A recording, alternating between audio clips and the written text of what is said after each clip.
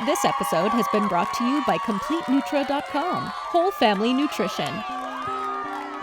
Welcome to the Healthy and Family Show. Each episode features interviews with doctors, experts, and real moms, revealing their secrets on how to keep you and your whole family holistically healthy. Your host is David A. Stone, award-winning movie producer, Amazon best-selling author, certified moringa grower, and founder of CompleteNutra.com, Whole Family Nutrition, which is committed to providing the highest quality, science-backed, non-GMO, all-natural nutritional supplements to keep your whole family healthy. Here's David. Hey, what's going on, everybody? My name's David A. Stone, and welcome to another exciting episode of the Healthy and Family Show. This is episode 9, can you believe it?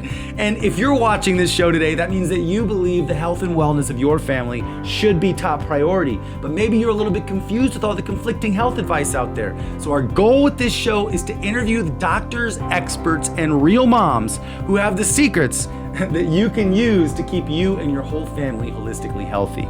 And today I'm very excited because it's episode 9 and we have Coach Kim Meyer on the show.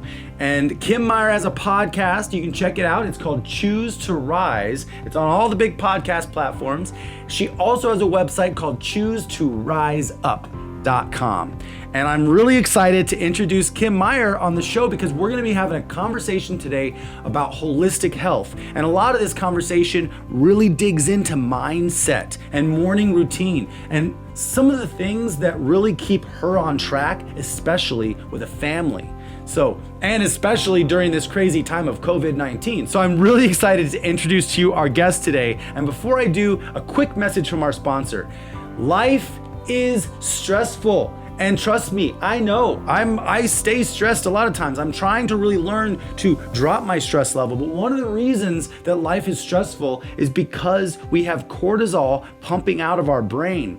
Now, one of the really cool herbs that we have in our formula here, this is the Complete Stress formula at CompleteNutra.com. Complete Stress, very simple formula, ashwagandha, and black pepper. Now, if you don't know much about ashwagandha is a powerhouse herb. It's also what's called an adaptogen. And adaptogens, if you give them a Google, adaptogens go to work and adapt to your body where your body needs it. So if you need to relax, the adaptogens will help you relax. If you need some energy, the adaptogens will give you strength and energy. Now, one of the beautiful things about ashwagandha is it regulates cortisol. Now, it doesn't last that long, so you have to actually take this throughout the day if you have problems with cortisol. But if you're running around way too fast, always frantic, always trying to not be able to sit still for a moment, give some ashwagandha a try. Now, when I first realized how much cortisol was pumping out of my brain every single day, I was taking 3 in the morning, 3 a few hours later. So 4 times a day, I was taking 3 capsules. That was 12 capsules a day. Now, keep in mind, guys, this is herbs. This is herbs that are gonna help your body heal. These are building blocks for your body. But if your body is so used to cortisol pumping out of your brain on a nonstop basis, like most of the people in the world, especially after 9/11, there was a global cortisol uptick. Now, during COVID, I guarantee you there's a global cortisol uptick in the whole world. There's people being stressed out all over the place. So this is something that helps me calm my nerves. The stress formula, and the stress formula works really well with our anxiety relief formula as well. The anxiety relief formula is not just one ingredient, there's many ingredients, and some of the amazing ingredients in here are a B complex. We got all the B complexes, we have calcium carbonate, but we also have some ashwagandha in this, but it's not as much ashwagandha as in this. So when you take these combined, they're a really powerful team because the anti-anxiety formula has rhodiola rosea, which is also an adaptogen. So when you double up on adaptogens, your body has so many building blocks to use to build and to heal. So I just wanted to introduce to you the incredible formula called Complete Stress Relief. So if you want to give Complete Stress Relief a try today, go to CompleteNutra.com and then fill up your cart with all these amazing ingredients, and then at checkout in the discount box, enter EP9 discount.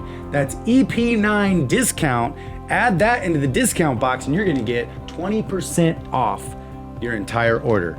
So, and that even includes sale items on the site. So complete stress relief, it's just a go-to formula. I only take it twice a day, 2 in the morning and 2 in the evening, and it really helps me regulate. But when I really needed it, and when it was a very stressful time, I was taking 3-4 times a day. So you really can't take too much ashwagandha. Give it a research, go to pubmed.com and type in ashwagandha. It's a long word, but it's a very powerful word. And keep in mind, Complete Nutra is always committed to non-GMO. This formula is gluten-free, all natural, no hormones or lactose or antibiotics, and it is vegan friendly. So we are committed to GMO-free. All of our products are GMO-free because GMOs are bad. So that's Complete Stress Formula. So I hope you check it out because it really helps. So I'm really excited right now to introduce to you our guest for today's show, Coach Kim Meyer. I'm really excited to be here right now with Kim Meyer. And Kim, tell us a little bit about yourself because you are a health and wellness coach and you're a speaker. You have an awesome podcast called Choose to Rise, right? Correct. Choose to Rise. And it's really great, very short, like snippets that people can just dig into. So first, quickly, just tell us a little bit about yourself and about some of the passions that you have and why you're a health coach. Okay, well, I am a mom of 2. I'm a wife to a teacher. I'm an Iowa girl through and through, born and raised. So all about the Midwest. And I'm a former educator, former school administrator. And I started on this journey, my own self-care journey, myself back in 2015. And when I started on my own journey is because I was a busy professional, just getting super burnt out, trying to overserve everyone else in my life for my family at the sacrifice of my family and myself. And so I had to figure out for myself what self-care looked like, what I wanted and needed my health to be like, because I also saw myself heading down the same type of path that my very obese father still lives in. And I didn't want to be that way. I didn't want my kids to have that kind of relationship with me or to see that as their role model for life. And so I knew I needed to make a change. And so I started with me first, much like, if you want the world to change, start with yourself. Yeah. So I did so with me first and started on my own journey. And then I started, if I can feel this good, I need to tell other people about it. And so I started partnering with my team, the people that I started working out with and getting healthy with. And I started telling other people and growing my coaching business. And from there, it's just kind of continued to evolve as far as just helping people move more. I mean, it's very simple. It's just move your body more. Okay.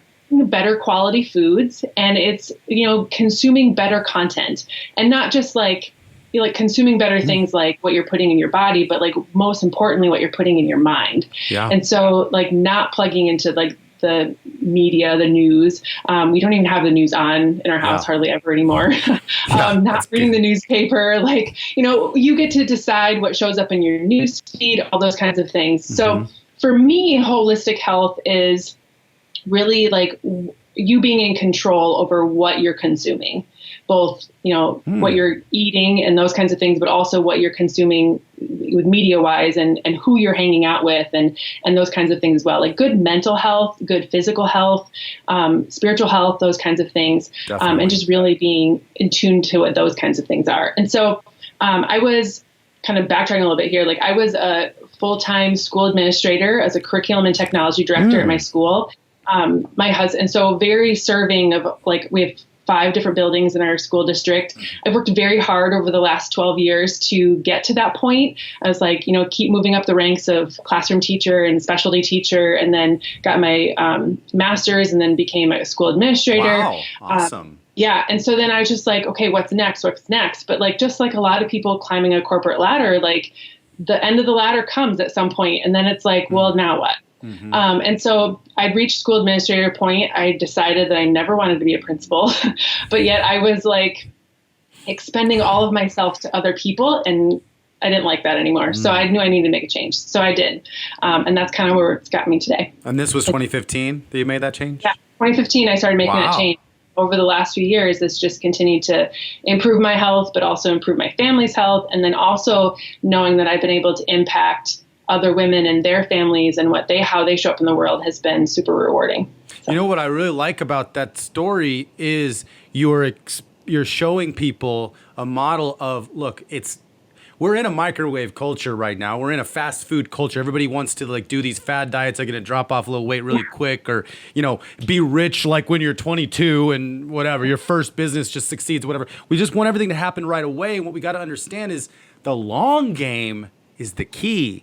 And so if you really want to do something, you really want to live a life that you love, that you desire to be in, it might take a year to work on one piece. And then once that piece is done, then you can have enough, stabilize it. You could add in another piece.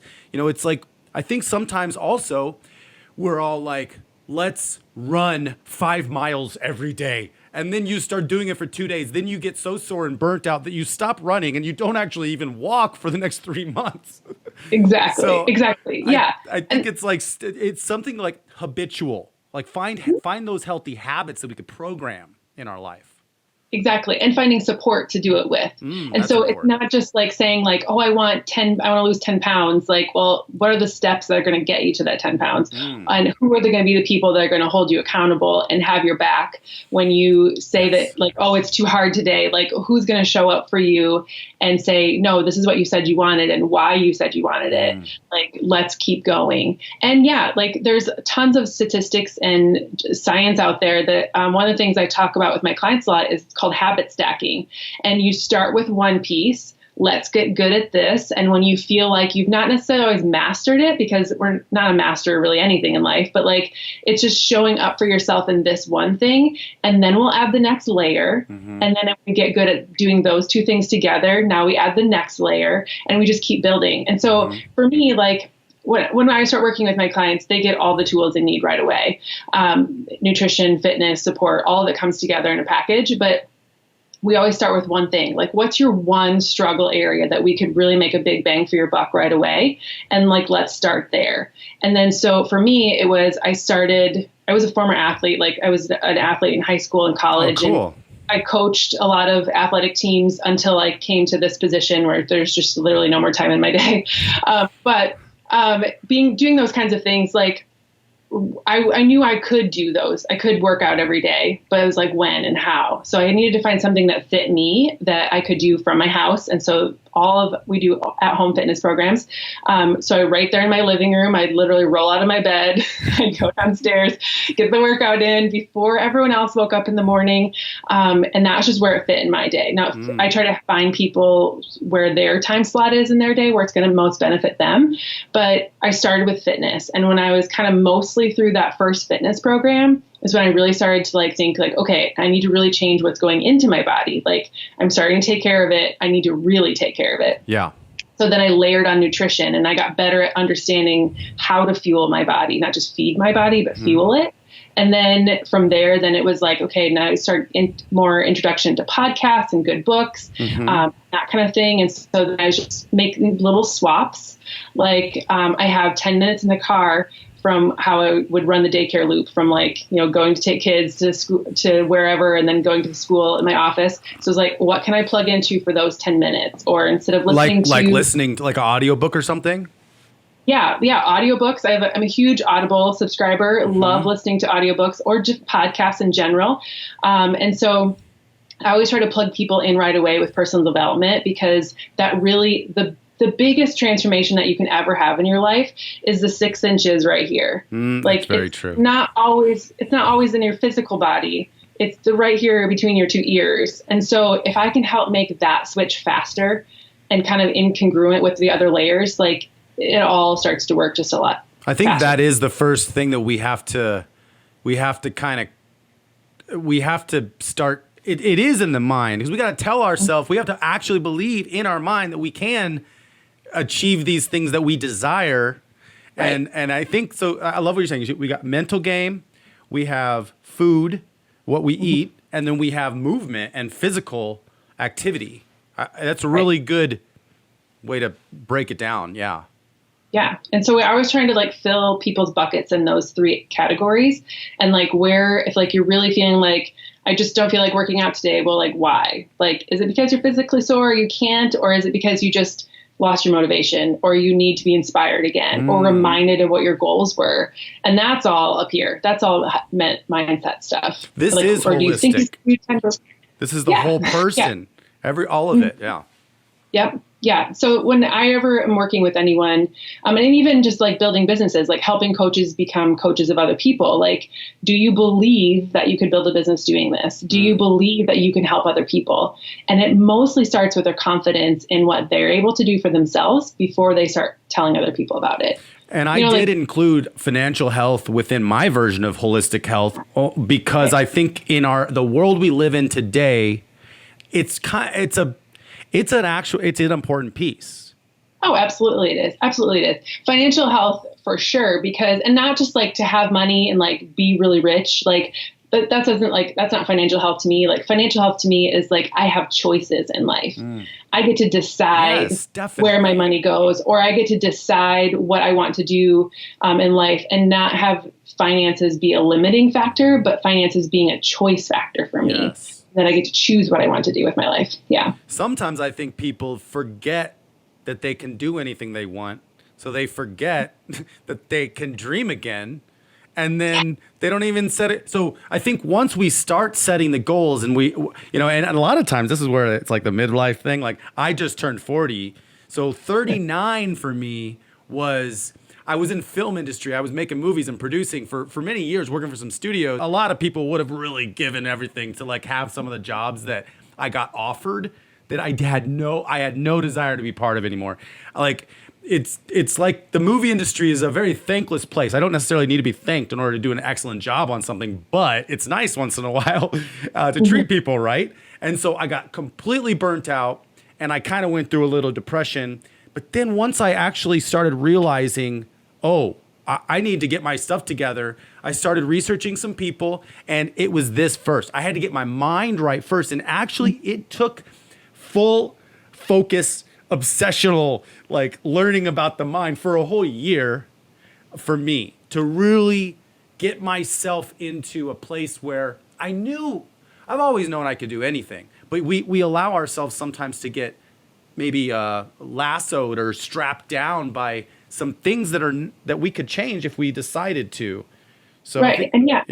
It's definitely a decision. Yeah. It's definitely like, it's really deciding what is going to be in your driver's seat. Like, is it your desire and what you really want to happen? Is that what's driving you? Or are you letting the fear or the doubt or somebody else in your corner that has said, a doubtful thing about it or whatever? And so like now you're letting that thought process drive where you're going. Yeah, it's 100% a decision. And when you make the decision to do it, it's sticking to that decision. Yeah. 100%. We do need to get inspired again sometimes. And actually, that's what happened. In the end of 2018, I went to a Brendan Burchard concert and got all pumped up and excited again. And that was the moment I stopped smoking cigarettes too. The night before the Brendan concert, I was in like a depression for a couple years, and I started smoking cigarettes. And I knew I was going to go to this thing, and I was outside like hiding the cigarette from everybody, like sitting way back in the back of my yard, smoking the last cigarette of the pack, up way too late because the Brendan thing started pretty early the next morning, and finished the cigarette, crumpled up the pack, and I was like, well, I think this might be my last cigarette. And it was. And this was 2018. Yeah, the end of 2018. So Brendan I Burchard needed is some amazing. inspiration. Definitely. I needed some hope, and that's what it gave me. Yeah. It's for sure. Like, and when I surround myself with people that are going places that I want to go, or that it's really about finding the people that inspire you and that motivate you to keep going. And eventually, like, you'll be able to have that internal motivation, but sometimes you have to borrow it from other people for a while. So like you borrowed it from Brendan to like really get yourself going. And now you're this fueled machine that's going to keep going. Right. But yet you still plug into personal development and you still do things because you need to keep stoking that fire sometimes to keep leveling up in life. And that's what we try to do as coaches. The big lesson I learned, and that changed my life drastically, and I learned this a couple times in my life, and I've forgotten it a couple times in my life, that I am the common denominator to every single thing that happens to me. It's like I'm the reason I'm angry. Nope, that person didn't make me angry. I'm angry because I'm angry. It's like, Yeah, you choose it. yeah. Let's talk about who are a few people or a few books that have inspired you to be where you're at. Goodness, there are so many. A couple that are constant in my ear all the time is Brooke Castillo and the Life Coach School podcast. She's so cool. good. And thinking about her, I do listen to Brendon Burchard as well. But like some of those, like the one that's a staple in my morning routine in the morning, I get up and I do my own affirmations, but then I put my AirPods in and I listen to the Quote of the Day show with Sean Croxton. And there every day is a little different motivational speaker of some kind. There's a new person every single day sharing a bit on life. And so I love those. And then if I really resonate with the speaker, then I can go find more about them on their own channels or whatever and just dig in. Another really good author that I love, Brene Brown, is really super good. Right now I'm reading Untamed by Glennon Doyle. Yeah, like Laura Otting has been really good. Her book Limitless, Marie Forleo, Everything's Figureoutable, like all of them. I actually just got that one on Audible. I'm going to be listening to Marie's Everything is Figureoutable.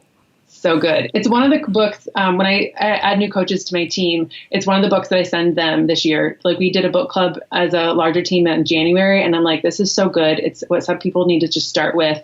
And so I've been sending it out when people join my team all year. The other one that really kind of like really kicked my fanny in gear, like for you, it's Brendon Burchard session. But like for me, it was the book, I don't know if you want to swear, but You're a BA by Jen Sincero. Oh, yeah. And it's really good. And like, there's some colorful language in it, but you can get around that. The concept is amazing. And that just really like set my soul on fire and was like, okay, I can do this. I can be the person that God's made me to be. And that's where I'm going in life. And I've listened to it multiple times in Audible. I've read it a couple times. My book behind me is all tagged up, like with all kinds of quotes. So she's definitely one that really inspired me. And then another one that was kind of early in my coaching, just kind of getting started, was The Compound Effect by Darren Hardy. Darren Hardy, yeah, right. Yeah, he's good stuff too. So yeah. Yeah, that's an excellent concept to understand. I mean, and a lot of this stuff is metaphorical when you really hit these really good writers that you can take and they apply to so many areas. Even like the Simon Sinek's like Start With Why. It's just applicable to so many parts of life. Absolutely. Yeah. Oh yeah. Simon Sinek is amazing as well. Like I've read all of his leader books and on all that stuff. John Maxwell is another one. Like, oh my gosh, I could go on and on. But I'm just a huge personal development junkie in the sense that I kind of am too. I love like anything I can we do never to like stop learning, and everybody's got a different perspective, but we are all kind of talking about the same core elements. Yes. Yep. Yeah. And just becoming the best version of you and the healthiest version of you, whatever that looks like for you. And so, putting away fear, making the driving force where you're trying to go in life and living for yourself and not for what everyone else thinks or wants you to be doing. Yeah. I have a concept that I wrote a book in 2019, last year, called Your Gold Mind. And I talk about there's three kinds of ideas. There's good ideas, bad ideas, and golden ideas. Good ideas are ideas that will benefit either you or others. And they're considered good because, hey, if something benefits you but not others, sometimes that could be a good idea. Or sometimes you're just going to serve others and not serve yourself, and that's still a good idea. A bad idea obviously doesn't serve anybody. But a golden idea is an idea that when you get it, it will serve you and others. And those are the unique ideas that I think we need to keep our eyes out for, because if we can actually, at the core foundation of an idea, remember that if we can serve ourselves and others, that's a fully explorable idea that will be in harmony with the world and help other people and help you. So we won't get burnt out because we're going to be benefiting ourselves, but we're also going to be really figuring out the truth of life. And one of the other parts, and the reason this is important, is because of one of the big elements of holistic health, and that's spiritual health. I mean, you did mention that a little bit, but I think it's like, it's such an important piece of holistic health, I think.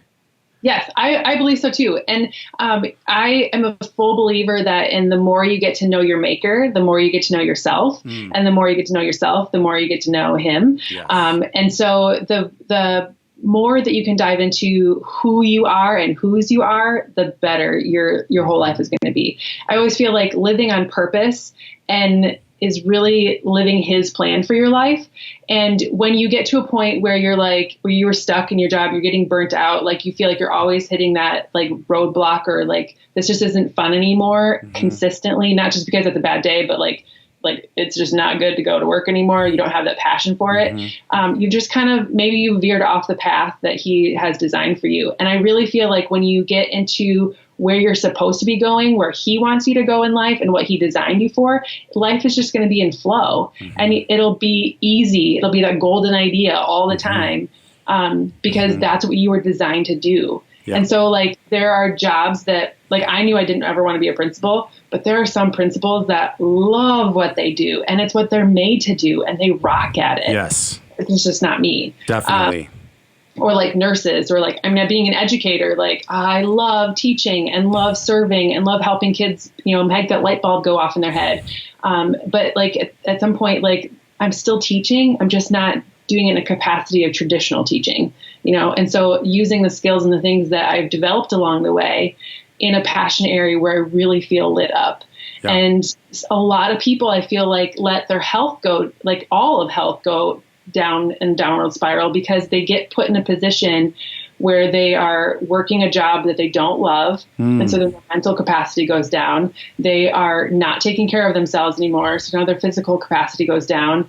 They may have highs and lows in some of the buckets or some of the areas, but like kind of how one thing is going to impact them all. So anytime that you can elevate one of those areas, it's going to start to elevate the others as well. And then that's where you start to cycle back up again. So sometimes the things that people perceive as necessarily good for them or healthy aren't always that way. And I'm in media, so I know how media does this and how, and we also, all of us try to, encourage people to do whatever we think is the right thing.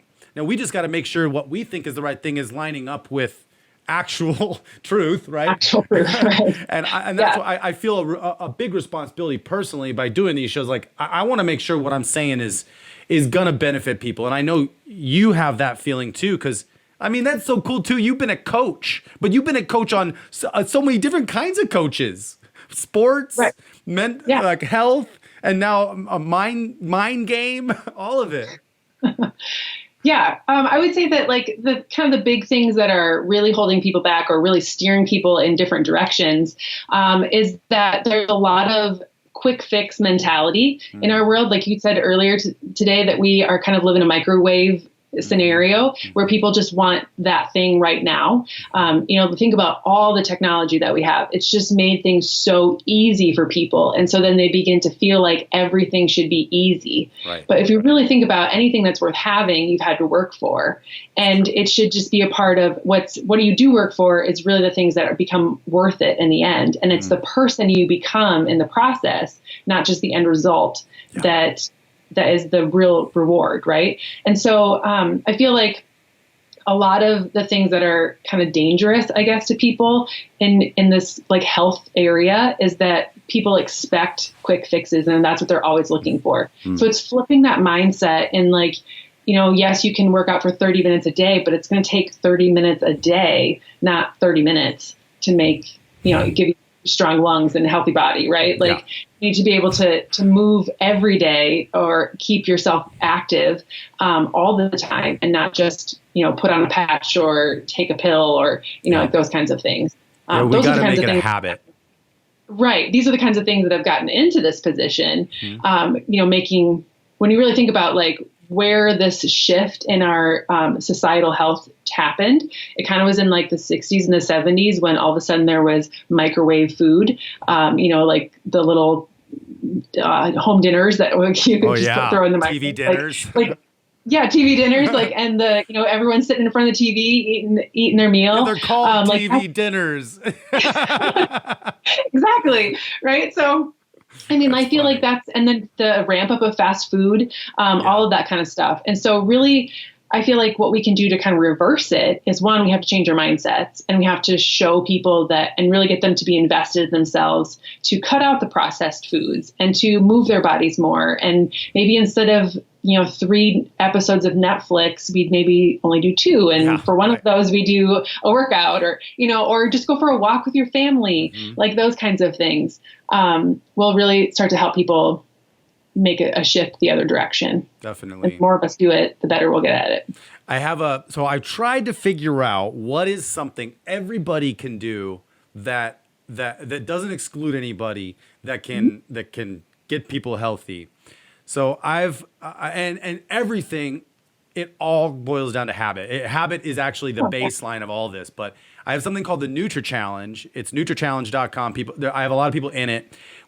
So it's 4 pillars. Pillar 1, and it actually correlates with what you're saying a lot. I don't have the mindset part in it because this is all about body, but pillar 1 is walking 10,000 steps a day. We've been doing it since January 1st. I've actually already walked 1.5 million steps, which means I've walked about 750 miles already this year. And I've had a few other people do it with me, but it's just 10,000 steps a day, which is about 5 miles a day. So it's a decent amount. Kind of push yourself a little bit.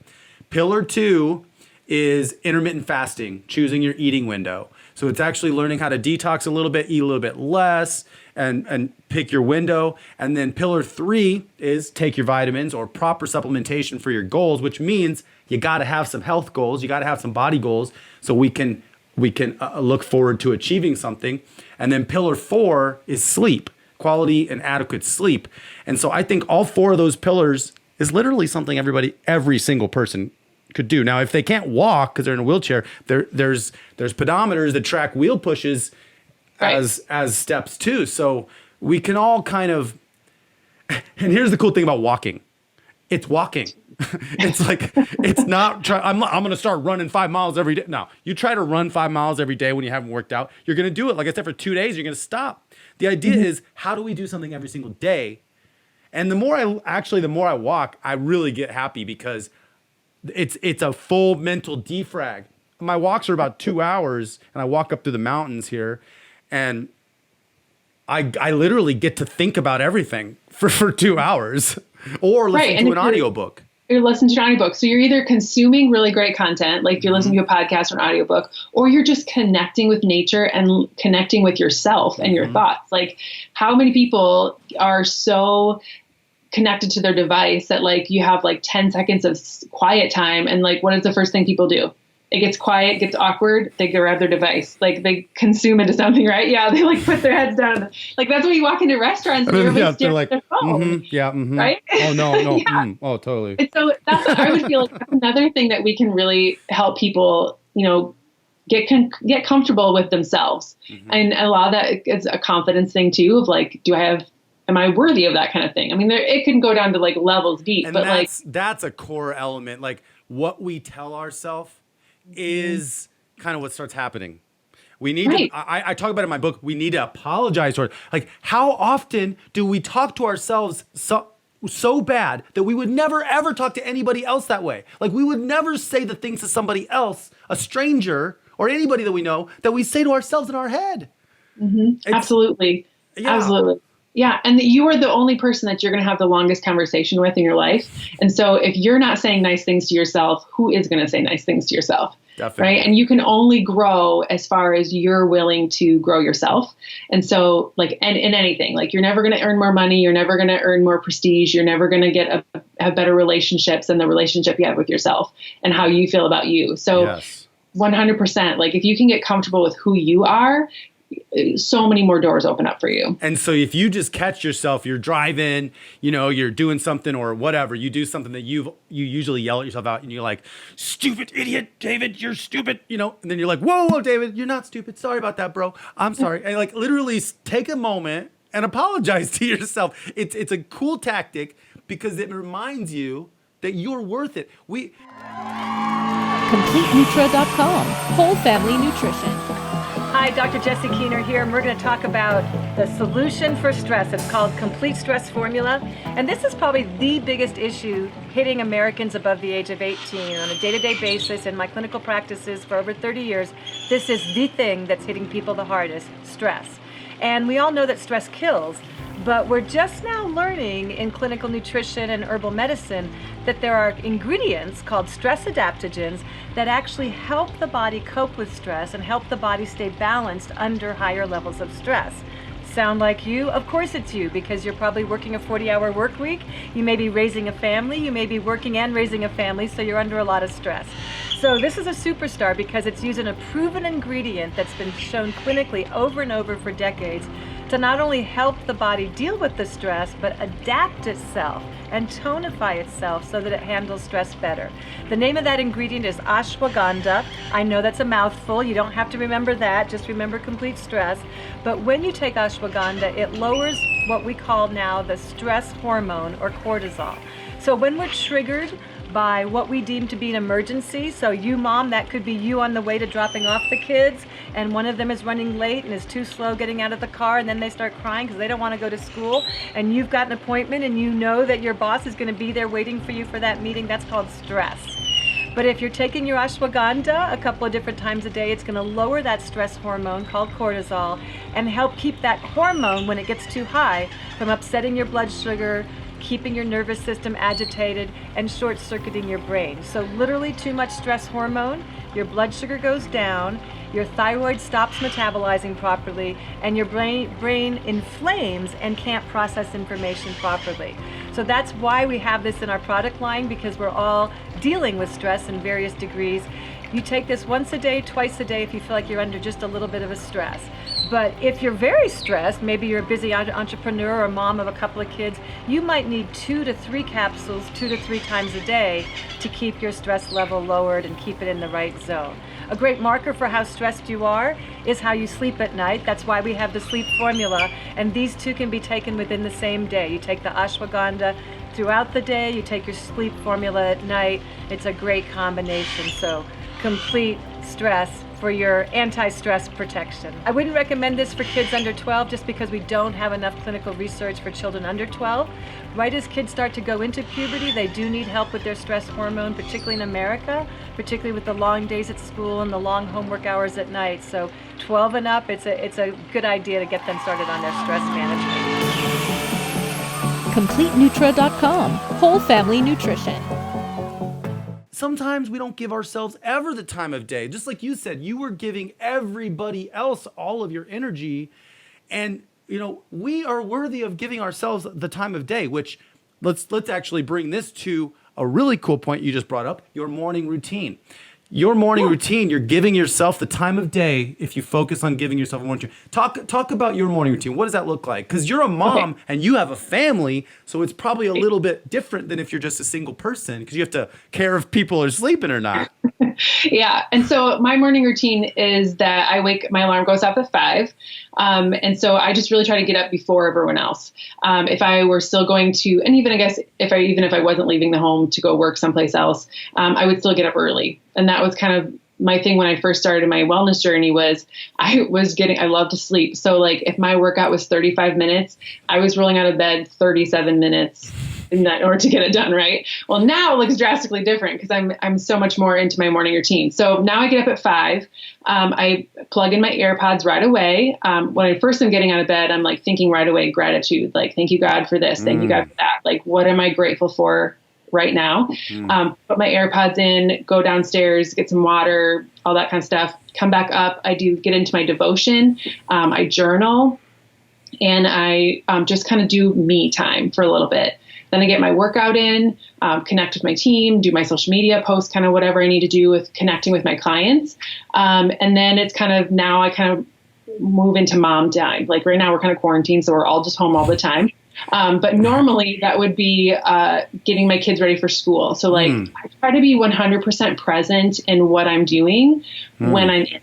So if I'm in my morning routine, like I try not to turn any notifications on my phone. I don't have any notifications turned on my phone at all. and just for like just distraction purposes, but even just like where I'm going to be is where I'm going to be. So when it comes time to come upstairs, usually in like a normal time of the life where kids are going to school and we're even go someplace, at like 7:50, yeah, I know, come right? upstairs, and then I'm in mom mode, and I'm doing breakfast and getting ready for school, and are your bags packed and like all that kind of stuff, and then getting them to school and coming home and starting my work day. So yeah, and but all even that now, happens before 8? all that happens typically before 8 o'clock. I'm back home starting my work day at 8 o'clock. And all that stuff happens prior to that. Yeah. And look, if you don't do your shut your notifications off, like that time goes away.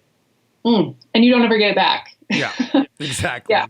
100%. Wow. I like that. That's a lot. That's a lot. But when you actually give yourself the time of day, I find we can supercharge ourselves and like we can literally do more, especially when we start the day with gratitude. Like you are doing things in an excellent way. Like you start the day with gratitude. It's very fascinating how much we can get done. And I don't know about you, but like sometimes I turn around in a couple hours and I'm like, wait, how did I just do all of that? Like and then like, where did that time go? First of all, like if you were doing nothing, like, like the whole day just went by. But if you can really be dedicated in what kind of focus you put into time, you can get so much accomplished. Absolutely. I started getting, so in 20, I don't know, it's probably 2019. I think it was 2019 when I started like listening to Robin Sharma. I started reading a lot of Carnegie, started reading Benjamin Franklin, and all these people were like, get up at 5 or get up early. They start their day at 5. And I was a filmmaker. I had long hair down to my shoulder blades. I was like, I'd do whatever I want, whatever. Anyways, I would sleep until noon. I would stay up until like 3. Like that was my life for so many years. So, but after my depression, I realized, you know what? I gotta kick it into gear here. I gotta do something that's gonna give me a schedule. And really, if I bring it down to one thing that really changed the direction of my life, it was getting up early. It was making the commitment to go to bed. So I started doing 5 a.m. last year, and then I started doing some writing and finding my own groove and stuff. And I liked the early so much, I started doing 4:30. Then I went to 4. Then I went to 3. And I literally got up at 3 a.m. for like 7 months last year, and I had 5 hours of work before 8. Before noon, I had the entire day of work done, and I could get distracted by any of my friends, and I was like totally fine with it because I'm like, my work's done. Like I already got 8 hours of work in by noon. So it was, absolutely. It kind of gets addicting to start getting up a little bit early because then it's like, plus at that point, I was going to bed at 7. And if my friends were like, hey, you want to go get a beer? I'm like, I'm already sleeping. They don't even ask me that until about 8. So I'm already in bed. Of course, I don't have a family. So the interesting part was I did a 3 a.m., 7 p.m. sleep all last year till I got completely burnt out, which I'm learning how to maybe go more stable than just running really hot and burning out, which used to be a pattern of mine. But this year, it's basically around 5 a.m. Is what I'm finding that my body likes. Like I'm able to fall asleep, but between 8 and 9. And now if I get up at 5, I just have this supercharged morning because there's no cortisol pumping in my brain right when I wake up. That doesn't happen until later. Right. You're freshest right away in the morning. And so if you can plug into positive things right away, or you're your most creative right away in the morning before you get anything else clouded in there. And so, doing things right away in the morning is absolutely I'm a natural night owl. I would rather stay up all night long and work flip side of other people in the world. But I've really learned that the morning is the best time to get anything accomplished, especially to recharge your own batteries, not only waking up fresh because you've had a good night's sleep, but now like really taking that time to fully charge your batteries so that you can go out and give to more other people. And nobody is even ready to talk to you yet. So you got all this time for yourself. There's no notifications going off at 6 a.m. It's like people are still sleeping.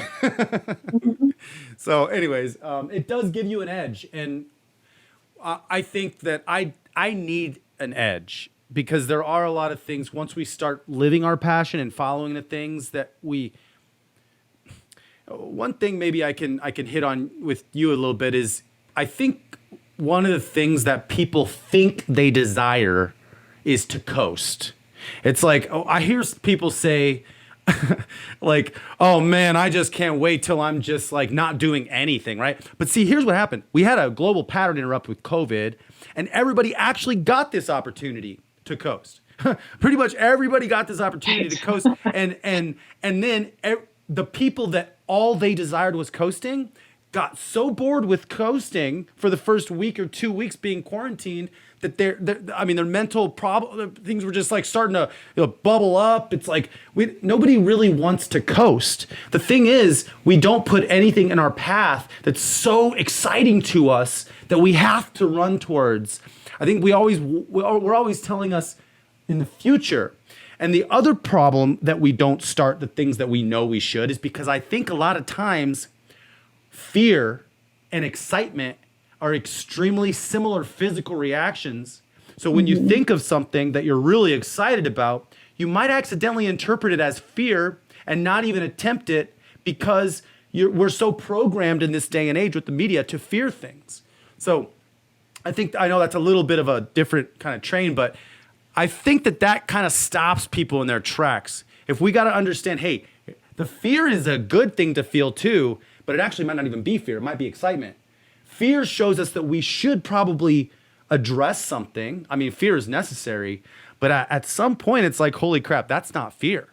Like, right. I'm excited. You're absolutely true that they show up in your body the same way, the same energy level, just on opposite ends of the spectrum. And so your body doesn't really know what it's experiencing. But at the same time, our interpretation of it tells our brain which chemical gets splurted out. Right. Either serotonin or cortisol. Exactly. But yeah, it's that hit that we're kind of looking for. And so, yes, having something to be excited about and go towards, but also kind of something a little bit you said earlier was like, you need something to run towards. People are looking for that easy, but it's also that like, when that happens kind of mindset. So like when I hit this, I'll do that. Right. When I achieve this, I'll do that. And they're always searching for easy, but easy isn't what they want. It's the result that they're looking for. And so they're just trying to figure out, it's either fear of like, they really just don't know what they want, or it's not really having something, like you said, to run to, a goal in their mind. Like they don't have a vision for where they want to go in life. So coasting seems easy. And so I just want to coast. I want an easy life. Yeah. But then what does that mean? The only reason that's the goal is because they hate their job. The only reason coasting is ever the goal is because you hate what you're doing. Right. You don't like where you're going. So I just want to take an easy route, which really, instead of going that direction and feeling miserable, let's turn around and go towards something that you really love and be excited about what you're doing. Yeah, absolutely. Yeah, absolutely. I am a really intense person, like all in on everything. I'm learning a lot of lessons throughout my life all the time, but I'm really learning that we do get the chance to direct our experience here.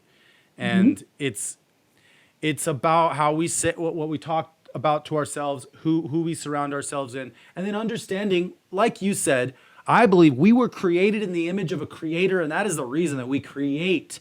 And if we're not creating anything, even twins have different fingerprints. Like we're all unique. Each one of us has something that is different that we should be digging. Like in my book, it's called Your Gold Mind. It's about digging the gold out of your mountain of your mind. It's like we all got gold in there, but your gold isn't going to look like someone else's gold. And sometimes we dig gold out of our mind and someone else, one of our friends or our parents or our kids or something, says, that's not gold. That's like a nice aluminum can, but that's definitely not gold.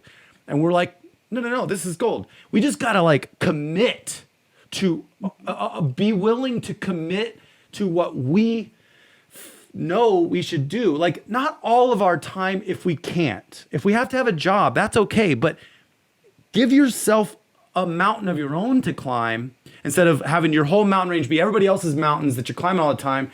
Because if you can give yourself, and when I say give yourself a mountain to climb, a mountain might take 2, 3, 4 years to climb. We can't give ourselves a little hill to climb. That'll take one day. Right.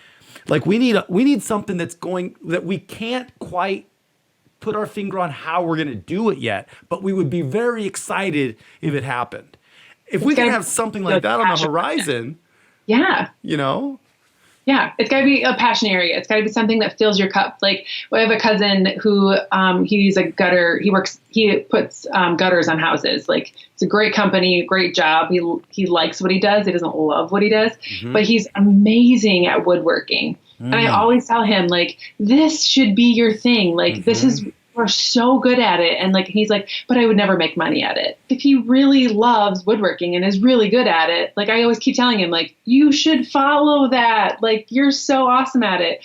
But he's like, but this is the job that pays the bills. And I'm like, okay, but as long as you keep doing it, like never give that part up. Never give it up. Yeah. And for me, that's kind of how coaching, like when I really look at like my entire life and I look at my journey of where I've been in life, like athletics and physical fitness and like those pieces, coaching, those kinds of things have always been there for me. Like I've been on a team, like a formalized team since I was in 7th grade, like middle school sports, right? And then moved into high school. And then even then I was like helping with little kids activities and really getting them involved in athletics. And then I went to college and was a college athlete.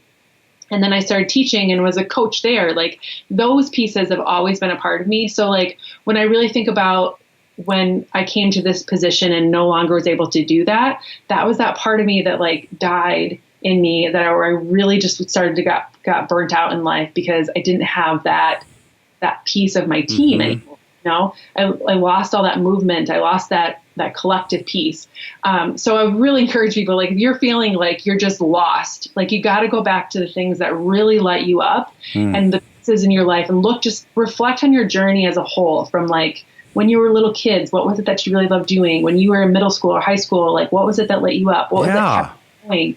And then find ways to plug those things into your life. Mel Robbins has a really good book and she coaches like 5 or 6 people in this book, like live coaches with them. And that's one of the things that's called Take Control of Your Life by Mel Robbins. And it's on Audible. It's super good. And so one of the things she was talking about with somebody was like, he wanted to go into the wine industry. Like I wanted to quit his job and like open a winery. And she was like, well, let's like start small. Like, let's see if like wine really is your thing. So like the small thing was like, he got a job at a local winery and was like serving wine and like becoming more of a connoisseur and helping people. And then eventually he did open up his own winery, but like he really had to decide if like that was his passion or if he was just having a midlife crisis.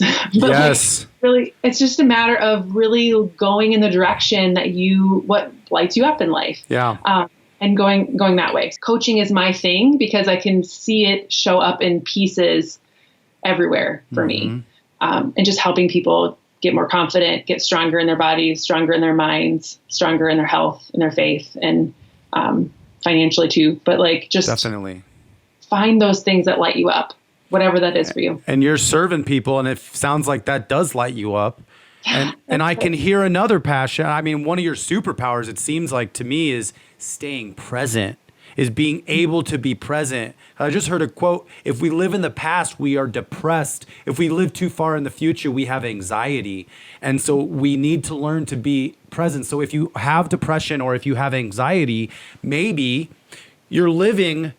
It's like we have this escapism mentality. Like, I'm at home. I don't want to be here. I got to get out of here. I got to go to work. And then you get to work and you're like, oh, I got to get out of here. I got to go home. It's like we're never living in the moment at the place and being, well, if we can learn to do that, to be present. So can you talk a lot about how did you learn to be present? Well, part of it started to eliminate the distractions. So for a while, it was like we kind of had a rule for a long time, and we still kind of have it. Like no technology at the dinner table. You know, then it was like when you're home, like your phone goes in a basket, or you're just unplug. And so like, and then also like notifying people of that. So like setting yourself business hours if you're working from home, or just kind of knowing and kind of telling the people in your life, like I'm not going to answer my phone between this time and this time, or this is making it known to like even other family members, like this is our time. This is when we're plugging in. Mm-hmm. But it also just becomes like a habit, like we kind of talked about, and just being disciplined enough to say, this is where I am. This person in front of me it deserves 100% of my attention right now. And even like thinking about it as a mom, like I can look at my 7-year-old right now and be like, she's never going to be 7 again. In fact, she's going to turn 8 in a month. Like we're never going to get this time back. Right. So how can I, and even if I am working on something and she wants my attention, especially now that we're all home together all the time, like I'd be like, okay, can you give me 5 minutes? And then I'm all yours. Well, starting your day in gratitude allows you to appreciate this stuff too. Yes. Yeah. And just knowing what are your priorities are and what it is that you really want to, if you can get to the end of the day, Brendan does this, like you can get to the end of the day and say, where did I add value to someone? What is something that I absolutely loved or what I'm grateful for? Like, really getting to a point where you can identify those things at the end of the day that, what does a fantastic day look like to you? Like, is it something that you loved? Is it someone you served? Is it something that you have accomplished during the day? And if you can get to the end of the day and answer yes to those questions, it's a good day, regardless of whatever else happens. Mm-hmm. So just figuring out what your priorities are and just being present in the moment, knowing that time's going to pass and you're never going to get it back again. Another cool thing about being present in the moment, especially at dinner time with families and turning your phone off. Here's another thing that I don't think people are necessarily understanding yet. I know most people aren't. I've listened to Dr. Mercola. Our phones are going to be touted as probably worse than cigarettes, he's saying, within the next 20 years. Because of the EMFs that we are literally never giving ourselves a respite from. Because our phones are always in our pocket, or they're by here, or we're wearing earbuds with more EMFs. But it's like having those times to... Now, I've been actually hitting my airplane mode on all my walks. I still want to track my steps, but if I put it on airplane mode, not only can nobody call me, so I'm staying present in the moment, but I'm actually living more like the batched email life. Remember, You've Got Mail or Juno? It's like you go there and look at it at noon, and it goes, here's all your messages. Well, When I turn it off of airplane mode, on Mother's Day, that was what happened for me. I put it on airplane mode, and it was so cool. I actually forgot it was on airplane mode, and I started trying to check it. No new messages. So I kept putting it down.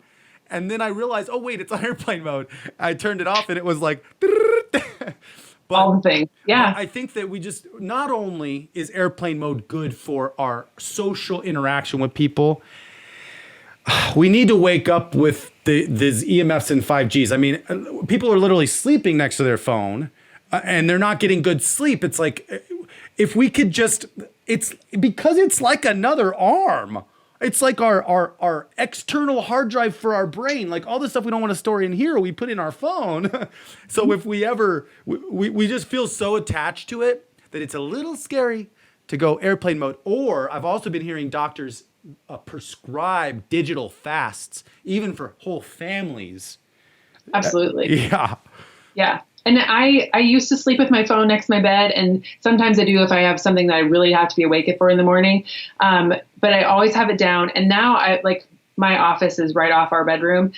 So it just sits right here. One, that's really awesome for not hitting the snooze button, because if your phone's your alarm and it's right next to you, that's the first thing you just hit snooze and go back to sleep. So my alarm is my phone still, but it's 20 feet from my bed, ways away. So I have to get up to go do that. So, and that's another tip from Mel Robbins, like her 5, 4, 3, 2, 1 situation is like, put your devices not in your bedroom. Like she doesn't even recommend you have a TV in your bedroom. Like that should be your quiet space. And so I always have my phone here in my office and never really by my bed, or in the bathroom or wherever you want to put it. And then, like anytime that you can just unplug is a good thing. If you I think everybody should try to put their phone on airplane mode and try to forget it's on airplane mode for a while. See if that can happen. Like, I know it's going to be crazy, and I think it's going to be like, I don't want to do this. But when it's on airplane mode, there's no signals going in and out. So, I mean, I don't know. I think if we're not aware of this, we're not going to do it. And if we don't think it's important, we're not going to do it. And it's all good. For everybody's different. But I just think I want to give my body the best chance to recharge itself and heal because Dr. Mercola, do you know who Dr. Mercola is? I've heard of him. Yep. So he has some cutting edge research on Mercola.com, but he says that if we can find a respite from all the EMF frequencies, if we can turn our phone off at night, maybe even turn our router off at night, plug in our computer instead of using Wi-Fi all the time, if we can give ourselves, our bodies some time away from these EMFs or 5G or whatever, our bodies are meant to heal. Our bodies are regenerating machines. If we can actually give ourselves some time away or go camping, that would be amazing. I've been doing that more lately. And recharging in nature, then we might actually be building up an immunity a little bit. If we give ourselves consistent time to get away from the waves, then we enter, keep going to work and doing our thing. But we have this place that's a haven that we can go to that is, I mean, frequencies are the weird one because they're invisible. And I don't know that we're necessarily talking about them all the way. And now 5Gers, they're calling them like flat earthers, like 5Gers. It's like, come on, guys. I don't know. But I'm a little conspiracy theorist because I'm a filmmaker and I write sci-fi scripts. But I'm looking at it. It's like we're living in a sci-fi movie right now. Yeah, it's our perception as a reality. So whatever you want to believe, it becomes your reality. So you can make your own sci-fi if you want. Yeah. Well, I mean, with this whole, with whatever's going on in the world right now, it's yeah. I feel like there is so much not researched about it that it's just one of those silent things that nobody thinks about. They're just, again, there for the convenience. So you're right. Just like it's convenient. It's easy. Yeah, just like our food changed and causes all these problems. Now we're just so much more connected and it's causing so much social emotional issues. But now eventually someday we're going to figure out like, oh, all this EMS stuff is really what's causing all of the cancer in the world or whatever. Like we just don't know what we don't know right now. Yeah. And just like we kind of, the silent thing that no one can see. I mean, if we could even talk about the like COVID thing for a very we could briefly talk about that. Right? Like it's something that we can't see, we don't understand, we don't know about. And so people either go in the massive fear direction or they go in the massive denial direction. And there's like, where's the common sense, people? Like, let's just really think about this. But it's something that's just been, it's a danger. It's an issue. But there's people so far on either side of the fence that what is true, right? And you have to figure out your truth around it. Whatever the danger might be, we could go in a million directions on things that are wrong or bad for us. But it's really a matter of figuring out what's good for you and what level are you willing to advocate for, or, And where are we putting all of our focus? If we listen to the news, we're probably screwed, honestly. But it's like, where are we? Because if we listen to the news, that brings our focus to the news. And then all of our focus is there instead of on how are we going to serve others? How are we going to change the world? How are we going to do the things that are important to us? So for you, how do you approach this COVID situation and all of this with kids? Like, what's your kind of approach to keep your family healthy right now for the last couple months? Well, we, like I said earlier, we don't watch the news. If something really needs to get to me, I'll find out about it, right? Like definitely. We don't watch the news.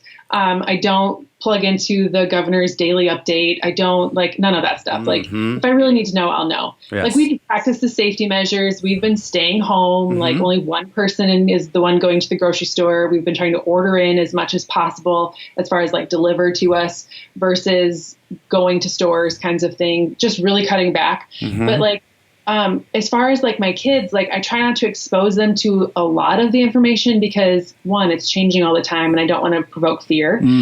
We just talk about we're doing what we're supposed to do, or what are the rules, right? Stay home. Don't go get in contact with people that, are outside of your family. Wash your hands, all stuff that we should be doing anyway. So just staying healthy. But as far as just mental health, it's 100% just kind of keeping your bubble. So that could be perceived wrong, but just stay in your lane, what is it that you have to know? What is the things that are nice to know? And then what are the things that really aren't going to change the game for you and are just going to take you down in a downward spiral? We have family members on both sides of the fence. with family that are like glued to the TV. They know how many cases are in how many counties. And when they go on their walk in the day, they notice like the license plates of different cars. Like, oh, there's this many. Oh my goodness. Like, if you're not coming within 6 feet of the people, it doesn't matter where they're at. Like, be safe, right? Yeah. But it's just where your focus goes, your mind goes, where your focus goes, your energy goes. And where do you want to put your energy? Yeah. In something that you can't control or something that you can control. Right. And I know for myself and for everyone else too, like the only thing you can control is your mindset, what you're putting your time and energy into, and your own thoughts. Like, I can't even control my kids as much as I'd love to, but I can't. So I can only control what I can control and what I can tell them and teach them and those kinds of things, and have to hope that they make their own good choices based off. That's a good point. If kids are watching this, kids, look, you guys are your own people. You get a chance to make all your own decisions, but understand that you are the future of our world. And right now, you are the ones that are going to have to learn. Kim, you made a good quote on one of your podcasts. You say something about the planting. What was that quote? The planting and something about the garden. I forget. Oh, the seeds that you plant, the thoughts you have for today are the seeds that you're going to be planting for future growth. So if you're planting negative thoughts and negative things, negative decisions, if you're watching people who are making negative decisions as well, like those are all seeds that you're planting in your garden of life. And it really, what you do now is what's going to come into fruition later. Yes. So plant good seeds, plant positive thoughts, plant good decisions that are going to grow into something good later. I love that. That's an excellent quote to end this on, because we could keep talking. In fact, I have a lot more thoughts in my head that I don't necessarily want to stop talking, but I think I would be excited at some point, maybe if you wanted to do this again, but this was great. I'm glad you liked it. It was good talking to you too. Like just talking over all the things, and I love it. Yeah. And we could take it in so many different directions, and stuff. So, but anyways, I really do appreciate all the content you're consistently putting out. You're not trying to do this whole get rich quick. Like you treat one subscriber as if they were all of your subscribers. And the reason I say that is because you continuously deliver content, and I know how much work that is. And so, I just want to say, first off, thanks for caring about everybody so much to do that. Well, thank you. Yeah. My show comes out every Monday, Wednesday, Friday, and it's my privilege to be able to add value to people. It originally started with me just going live on my Facebook page and sharing personal development things that I heard and learned. And then a good friend of mine started a podcast network, and he was like, "Hey, you ever think about turning this into a podcast?" And I was like, sure. And now it's just kind of evolved over the last 3-ish years. And so, every Monday, Wednesday, Friday comes out a podcast. So it's been fun. So tell everybody where they could find out more information about you, and go ahead and plug whatever you have. Okay. Well, my podcast, like I said, comes out every Monday, Wednesday, Friday. It's called Choose to Rise. You can get it on any podcast platform. And then you can go to choosetoriseup.com and find out more about me and what I do. I'm KJPMeyer on pretty much all my social media platforms.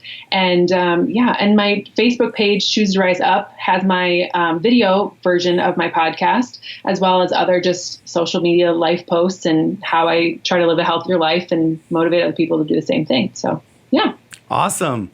Yeah. Thank you so much for being on the show, Kim. I really had a pleasure talking to you. Awesome. Thanks. Same. Thank you for joining us for the Healthy and Family Show. Visit our website at HealthyAndFamily.com. That's HealthyAndFamily.com to see what all the other doctors, experts, and real moms have to say about keeping your whole family healthy. This episode has been brought to you by CompleteNutro.com, Whole Family Nutrition, and aired on the Goldstone Network. People, Planet, Future.